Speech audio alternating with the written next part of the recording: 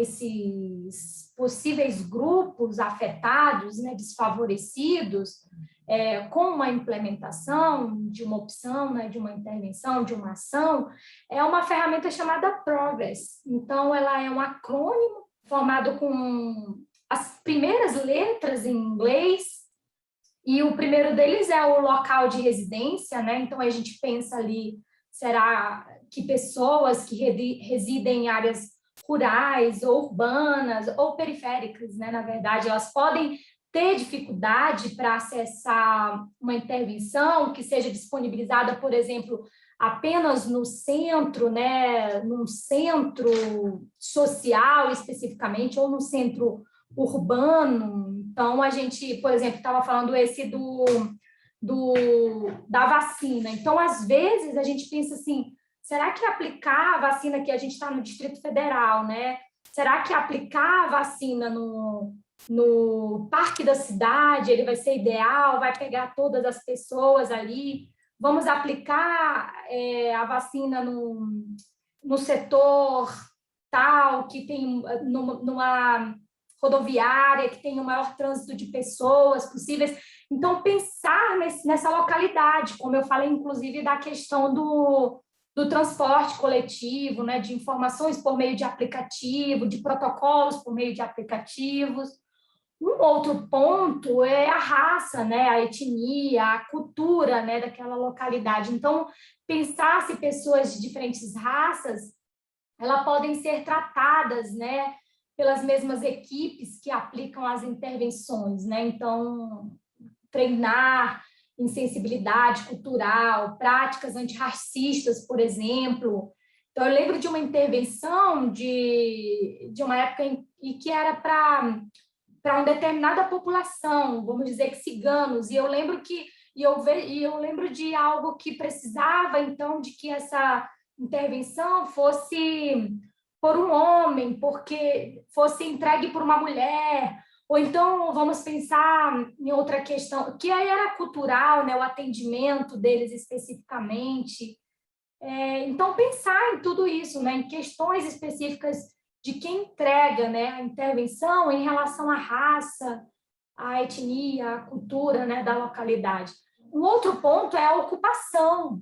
Pessoas que trabalham em vínculos mais precários, né, em horário comercial, eles podem não conseguir negociar com seus empregadores uma liberação, né, às vezes para comparecer a uma consulta, se não for ofertado em horários flexíveis, né? Recentemente a gente teve a alteração, não recentemente, né, mas a gente teve nos últimos tempos a alteração dos horários de atendimento nas UBSs, por exemplo, né, nas unidades básicas de saúde, porque às vezes o horário do funcionamento da unidade básica era no horário comercial, né? No horário que as pessoas geralmente estavam trabalhando. Então, houve uma extensão desse horário para atender essas pessoas, teve uma extensão também dos dias para o atendimento, né? Para não ser apenas naquele horário comercial, exatamente, para que se pudesse, então, atender as pessoas. Então, é uma forma, né, pela ocupação ali, de pensar em como que a pessoa, por determinada ocupação, pode receber, se ajustar, né, àquela intervenção.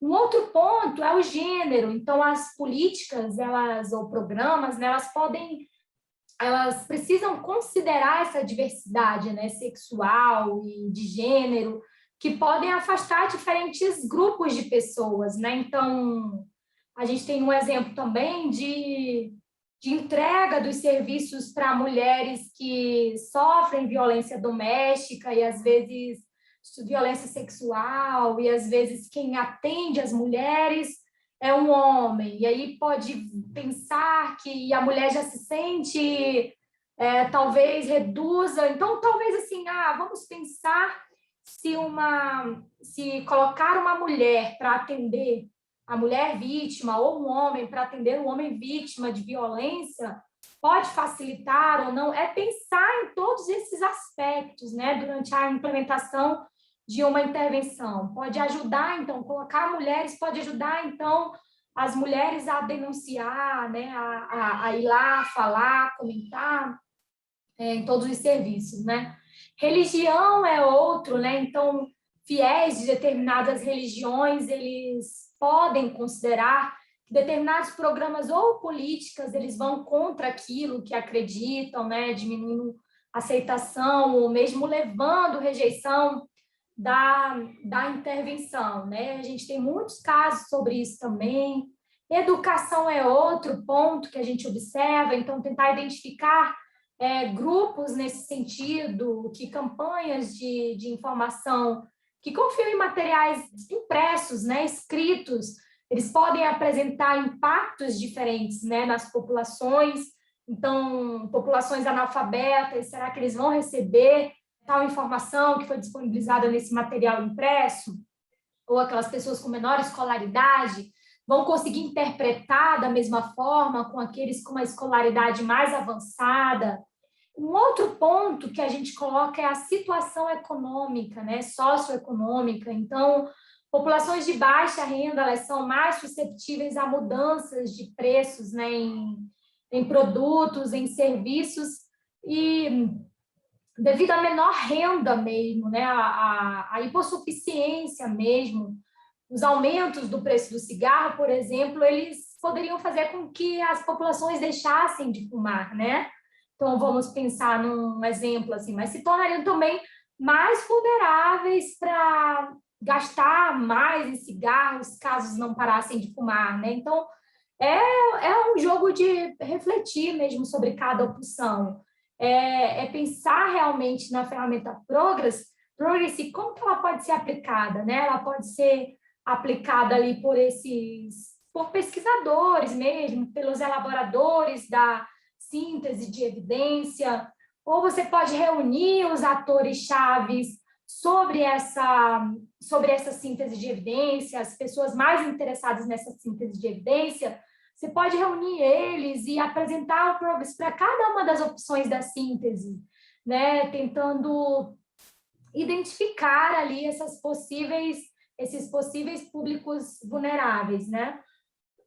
Além dessa ferramenta, né, do Progress, é necessário treinar o nosso olhar, né, para buscar nos artigos essas informações, né, relevantes sobre esses diferentes grupos, esses diferentes contextos, onde os resultados eles podem ter sofrido diferenças, né, e explicar esse conteúdo todo, explicar essa reflexão toda na síntese, de forma sucinta, né, como nós falamos, mas também de forma profunda. E se você não identificar, por exemplo, você pode, nos estudos, se você não identificar, você pode realizar novas buscas específicas, né, sobre essas dimensões da equidade que nós mencionamos aqui. Você, a sua equipe, né, podem tentar buscar essas informações mais relevantes, como abordar, né, tanto em novos estudos, como em estudos locais, com aqueles métodos que eu expliquei anteriormente, né? Então, na síntese de evidência para a política, você precisa descrever esses potenciais grupos e cenários, né, desfavorecidos, além das estratégias que reduzam essas possíveis iniquidades, né, desencadeadas pela implementação de uma opção, pela possível, né, a gente antecipa. Então, programas ou políticas já existentes para melhorar o acesso e a qualidade aos cuidados e diferentes estratégias de gestão, treinamento, apoio técnico, né? Tudo isso pode ser considerado estratégia para minimizar, né, iniquidades. Então, se tem uma equipe que tem, vamos dizer que tem uma pessoa que não... eu fui dando exemplos, né, no decorrer e você vai encontrando soluções, assim. Então, vamos dizer que é uma intervenção para fazer acompanhamento das mulheres vítimas de violência sexual por seu parceiro íntimo.